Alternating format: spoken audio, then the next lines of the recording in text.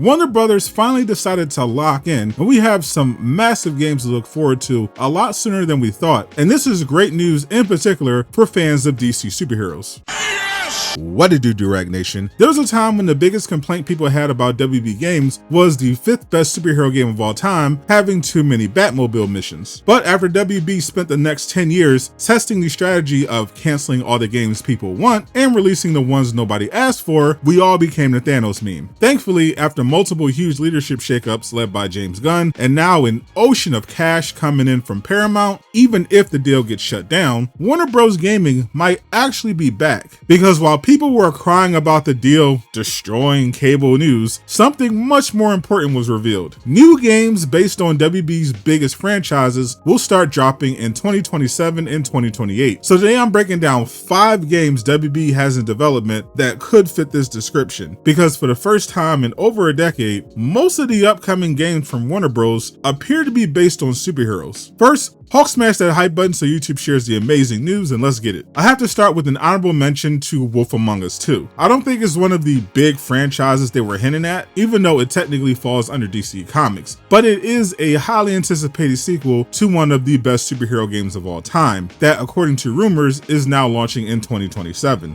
What are those big franchises then? According to CEO David Zaslav, Harry Potter, Game of Thrones, Mortal Kombat, and DC. But so far, only 2 of those franchises appear to have games in development that could be revealed for 2027 and 2028. Let's start off with Batman, who has been carrying WB on his back for years, especially after the insane success of the recent Absolute Batman run. Despite that, with the exception of Lego Batman Legacy of the Dark Knight, there has not been a single non-VR Batman game in over 10 years. But that's finally changing thanks to Rocksteady. Back in 2024, when it became clear that their first live service game was closer to High Guard or Concord than Helldivers 2 in terms of success, most of the studio was moved to work on the next project, while a skeleton crew dumped the game's remaining content before shutting down in early 2025. Later, a behind-the-scenes article from investigative reporter Jason Schreier revealed that Rocksteady was going back to their roots with a single-player Batman game. Since then, we've gotten hiring updates about the game, with the biggest news being that they brought in the former game director of Batman Arkham Origins to be in charge of it. A brand new open-world Batman game is definitely something that would count as a big franchise Warner would be happy to brag about. No word yet on if it's an Arkham sequel or a reboot, but if it's coming out in 2027, we'll definitely get an announcement by the end of the year. I personally would love a Batman Beyond game, but I think regardless, they should do something a little different, whether that's a take on the DCU Batman or a game based on Absolute Batman. But the biggest game WB will likely release in 2027 in terms of sales as part of one of those core franchises is Hogwarts Legacy 2. This sequel was greenlit at WB as soon as those historic pre-order numbers for Hogwarts Legacy came in. The open world RPG went on to achieve the rare accomplishment of outselling Call of Duty, topping 30 million in sales. A Hogwarts Legacy director's cut with 15 hours of new content was in development but was reportedly canceled and put towards Hogwarts Legacy 2. The game is reportedly being developed so that it lines up with the HBO Harry Potter series that will also be dropping in 2027. So we could see it explore moments from the timeline that connected to the modern story, such as the rise of Tom Riddle and the opening of the Chamber of Secrets. My biggest wants for the sequel would be better RPG systems with more story choice, smoother combat, some Quidditch, and please let us eat in the Great Hall. Some fans were concerned Hogwarts Legacy 2 might get pushed in a more live service direction, but I personally thought the first game would have benefited from at least having co-op, so as long as they don't go full EA, it should be fine. The third game, however, comes from DC, and we know for sure this one is actually going to have live service elements. It's also the game I think has the most potential. WB Games Montreal, the studio behind the beloved Batman Arkham Origins and the not so beloved but also kind of underrated Gotham Knights, is getting another chance. They confirmed via a job listing they have a new AAA DC game in development, and the description makes it sound like it's multiplayer, which isn't surprising. Arkham Origins had a multiplayer mode, and Gotham Knights had a surprisingly good co-op mode as well. I think Gotham Knights would have been a lot more well received if it was made with a different group of characters, which is why their new game should be Teen Titans. They already set up the potential of a Teen Titans spinoff in Gotham Knights, with different Titans heroes, including Superboy, having appearances and Easter eggs. I think now that they have have new leadership at WB that actually plays video games, and better resources, this new game could be something special. Playing as Superboy or Raven in an open world with friends sounds like a ton of fun to me, and Marvel Rivals has proven there is a big demand for multiplayer superhero games. A PvE one from DC would hit at the perfect time. But DC could also be dropping their own PvP superhero game because reportedly NetherRealm has decided to make Injustice 3 their next game. According to creative director Ed Boon on a podcast, Injustice 3 was originally the plan all along, but they pivoted to MK1 because of issues related to that thing that kept us inside ordering DoorDash and doom scrolling on Twitter for 2 years. So they went with a new Mortal Kombat game because they could get it out faster. Now though, the head of NetherRealm was promoted to oversee the development of DC video games, and the studio has been working on their next game since ending support on Mortal Kombat 1. In addition to Ed Boon, the voice actor for Green Lantern in the Injustice games, accidentally spoiled that Injustice 3 was next during an autograph signing according to a fan. The Injustice games were never massively successful, with Injustice 2 selling around 2 million copies, but the games have a loyal fan base, and I love to see how they switch up the formula. Personally, I'm not a fan of the NetherRealm combat style, but I'm very interested in the story mode. Those are the parts of the games I was most interested in. The last game we have to talk about is straight from the mind of James Gunn. The new head of DC revealed in his first broadcast that he wanted to create video games connected to the DCU, and last year he finally revealed what those plans were. Gunn revealed they were developing games that take place in his new cinematic universe, and were even looking to have Superman actor David Corenswet voice the Man of Steel in one of them. Gunn said he would personally reveal the game in the next few years, and that timeline matches up with the 2027 to 2028 figure that was thrown out by the new head of WB Games. I think the project is most likely a standalone Superman game that takes place before the events of the 2025 Superman movie. CEO David Zaslav even mentioned a Superman game as something he wanted WB Games to prioritize while he was discussing the success of Hogwarts Legacy and why they would be doing more games based on their biggest IP. I say Superman game is definitely long overdue. This year we're getting Undefeated Genesis, an indie game that will give us potentially the best Superman-like game of all time. But an officially licensed AAA Superman game from WB would definitely hit different, and I'm hoping they don't overthink it and just make the game. Fans have been asking for an open world Superman game at the same level of quality as the Arkham games for over a decade. It's about time the fans got what they've been asking for. But it doesn't even necessarily need to be a Superman focused game either. A DCU Justice League game with Batman, Superman, Guy Gardner, and Mr. Terrific could be a lot of fun as well. I'm sure it would immediately get Marvel's Avengers comparisons, but if the game actually avoids all of those mistakes, it could be massive. I'd absolutely be down for a co-op story-driven Justice League game set in the DCU. Lanterns drops in August, and the show is expected to fully introduce the Green Lanterns into the DCU. I've been saying this for a while, but a Green Lantern game in the style of Helldivers 2 would be legendary. As long as it's not a Peacemaker game, I'll be happy. Nothing against Peacemaker, I just think the first DCU game needs to feature a bigger DC hero with actual powers. But that is only scratching the surface when it comes to upcoming superhero games. I also broke down 13 confirmed ones releasing in 2026 and beyond that you're going to want to open your wallet for. Click the video on screen to learn more. And a huge shout out to everyone supporting me on Patreon. Join for free so you never miss an update.